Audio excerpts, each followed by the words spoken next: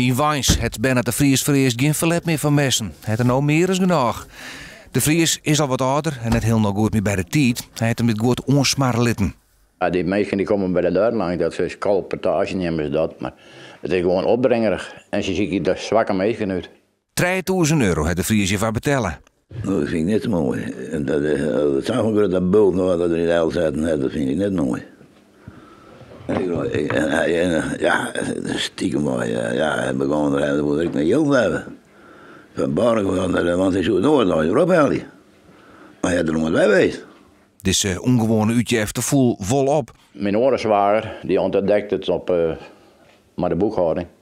Dat er een soort gilde afhalen wie, samen in één keer. En zo kwam je erachter, maar ja, dan ben je te laat al. Dit is oplichting? Dit is pure oplichting, ja. De oplichter zei dat er de verkeerper is van dit bedrijf. En dat is hij net.